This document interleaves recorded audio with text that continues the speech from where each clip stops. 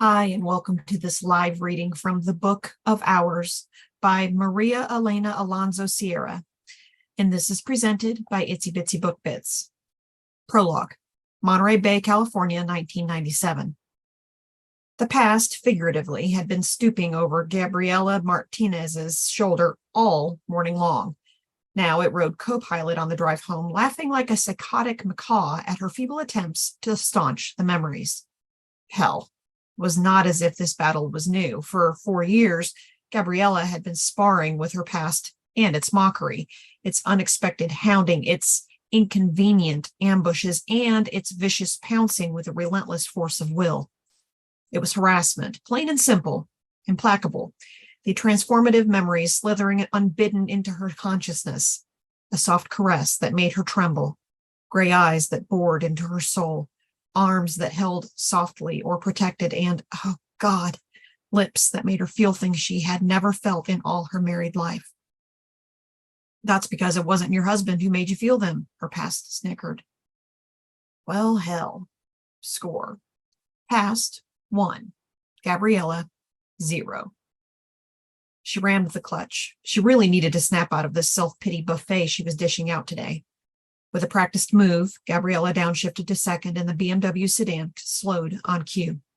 She veered southbound onto the last leg of her journey home, grateful she was only a few miles away.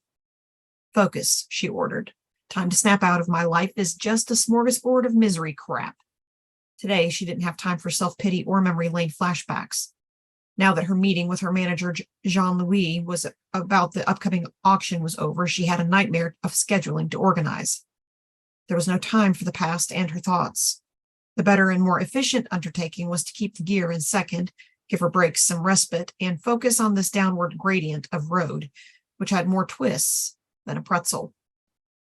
Brave words, her past intruded, then proceeded to remind her exactly who was in charge, because when she looked about at the trees bordering the road, at the granite peeking out from behind curtains of pines, bushes, and dark earth, she was reminded of another similar road, another similar drive, 4 years ago, with Richard. Damn. Another score. Past 2. Gabriela, zilch. Renewed pain pierced her at the fleeting thought of Richard, launching once more a gamut of emotions, pleasure, longing, and heartbreak, some worse than others, and all linked to her memories of him.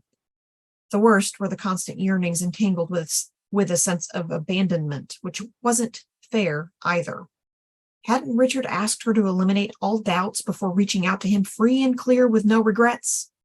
She'd been working on exactly that for the past 4 years, and God only knew she had tried to keep her marriage afloat, but something in her relationship with her husband had splintered even before Richard had appeared in her life back in 1993. Had been irrecoverably fractured in France, where her life had been threatened and almost snuffed out, and now in California, shattered beyond redemption. There would be no turning back. And through it all, this piercing silence from Richard had been crushing. Year after year, she increasingly suspected his proclamation of undying love, and the "I love you with terrible need" had been crap written on paper. She feared Richard had moved on with his life and had married and had a family of his own. Forgotten her, came the awful whisper. Unlike her. And during those moments, supposedly brave Gabriela turned into a veritable wimp. He could be dead because of his job. The car swerved. Damn. Score another hit for her past. 3 versus 0. Gabriela straightened the Beamer and made a concerted effort to pay attention to her driving. That last thought had shaken her badly. She tapped the brakes before the next curve. The response was slower than usual. Hell, what now? Her mechanic had finished servicing the car not 2 days ago and had boasted it drove like a dream machine. If he had overlooked some stupid thing, it would place the final cherry on top of her life's bitter sundae. She took her foot off the accelerator and let the gear shift slow the car's momentum. For a minute or two, she hummed along with the Vivaldi concerto on the radio's classical channel, a lame attempt to distract herself for a bit. But her thoughts refused to follow this new path, wandering back once more into familiar territory. Why on earth did she keep fighting herself, her memories? Why on earth didn't she do something finally? She had her answer for Richard, but she now needed his. Jean-Louis had been after her for over a year on that subject, but she wasn't sure reaching out was a good idea. Not yet. Frankly, she was afraid to hope and downright afraid, period. And ever since that desolate day at the Mirbriere, she wouldn't be able to deal with a final rejection or abandonment from Richard as well. Besides, she wasn't free to make any kind of decision at the moment either, which brought her full circle. Why the hell did she continue this farce? Why on earth did she keep going back day after day to visit Roberto? Gabriela's breath hitched as she tried to suppress her tears. Did she really believe things would end well and she could finally be free? Guilt brings no freedom, a ghostly whisper teased her brain. Round 4, hands down to the past, the nasty bastard. Double damn. Gabriela sighed. The ache in her soul felt like a sprain in need of Bengay. Guilt, the other taskmaster from hell, hovered like a miniature avenging angel, lacerating her conscience every single day. Slash. You fell in love with another man. Slash. You gave birth to that man's child. Slash. You kept that child's identity a secret. But the biggest whiplash was asking Roberto for a divorce the same day he wound up in a coma. Gabriela's thoughts screeched to a halt. Whoa, just one damn minute, she told herself. Let's be honest here. She did not feel guilt at asking for the divorce, just guilt at her timing. Gabriela actually owed Roberto a grateful thanks for plopping the overflow drop into the bucket of her restraint. Nothing attached her to him anymore except Robertigo and Gustavito, their 2 teenage sons, and Luisito, her energetic 3-year-old. Gabriela hadn't been upset by the fact Roberto had taken a mistress, had been sleeping with the woman for over 4 months to be exact. On that day of confrontation, Gabriela had finally realized her marriage was indeed dead, with nothing worthwhile to rescue except the children. She had felt no jealousy at Roberto's admission, just a boatload of sadness at the waste of it all. And if she were equally brutally honest with herself, she had remained with Roberto this long simply because life had taken over, with routine and comfort replacing love and passion. And you wanted to make sure there was nothing left in the marriage, as Richard had wanted, before you made an irrevocable decision, her past snickered. Oh, shut up, she fired back, thinking that fate was ever fickle. Right now, she had no choice but to keep forging on. For the sake of her children and now for her husband's legacy, she needed to keep the farce going for just a bit longer. Chuck it up to penance, her past chided. Gabriela flipped her past the figurative finger. Score 1 for her. Tire squealed on asphalt from taking the curve too tightly. Startled, she slammed the brakes. The car responded slower than before. Manny, I'm going to kill you if this car needs to go back to your garage. The venting out loud, however, made her feel better. Definitely. She would call her mechanic and let him have an earful, something similar to the earful she'd received last night from, what was this idiot of a person's name? Wickham? God, did she really need this now? The man was obsessed with snatching her rendition of an illustrated medieval manuscript before it went up for auction, at all costs. He kept calling her, insisting she sell her work for a fraction of what she knew it would be worth. Sounded like a professional nagger, raised finger and all. Suggestive rather than threatening, which irritated the hell out of her. She better sell or she'd be sorry, yada yada. Arrogant gall. But therein possibly lay the reason for the extended boxing match with her past today. The parallels to some events 4 years ago were just too damn close. Too damn deja vu-ish. No wonder her past had a smirk on its face. The odds were stacked in its favor. The gradient on the southbound road turned steep and the car swerved heavily to the right. That snapped her completely out of her self-commiseration.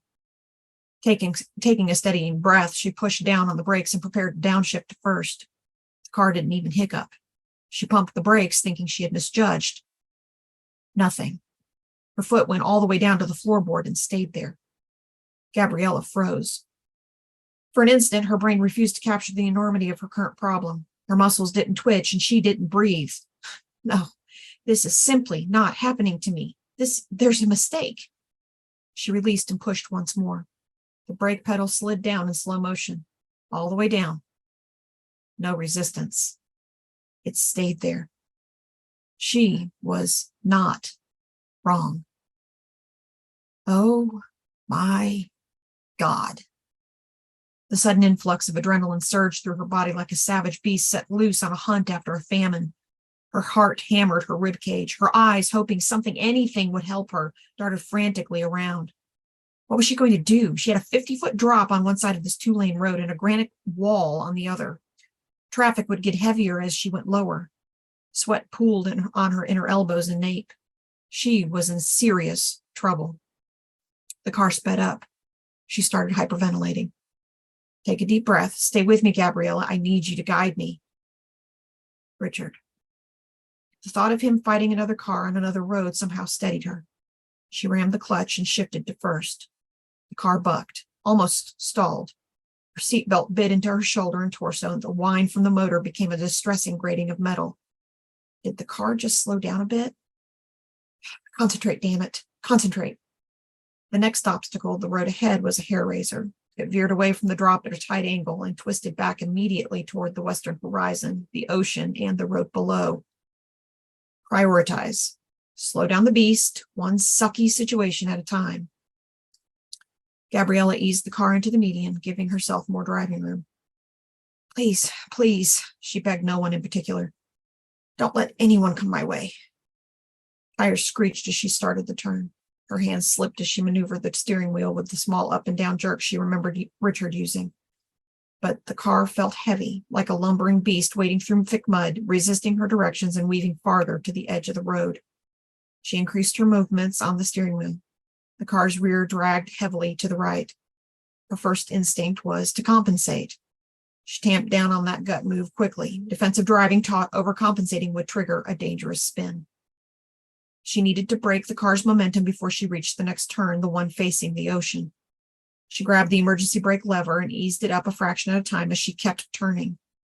An acrid smell filtered into the car, but she ignored it. Her eyes scanned the road ahead. No oncoming northbound traffic yet. Gabriela swallowed and steered her diagonally to the opposite side of the road. Horns blared behind her, drivers frantic to get her attention. She ignored them and concentrated on the approaching section of mountain. She didn't quite ram the car against the granite, but rather scraped the entire driver's side into the rock. Steel and granite pushed against each other. The car bumped once, refusing to stay parallel to the stone. Her side mirrors snapped and slammed into her window. Glass cracked. She cringed and gave a frightened squeal, but she forced the car back to the granite. Metal ground against stone, filing the car's exterior like a fingernail. The steering wheel vibrated hard, and with it her forearms. Keep the car steady became her mantra, despite sweaty hands, despite them slipping on the steering wheel. She increased the pressure of the leather there. Oh God, oh God. The car would be pulp before she finished. More cars blared horns, accelerated, and zipped past her. She caught a brief glimpse of a man gesticulating frantically while on a cell phone. Must think she was crazy, drunk, or high. Hysterical laughter bubbled up, but came out as a keening wail. Oh God. Oh God. She needed to stop the car, or she was going to die.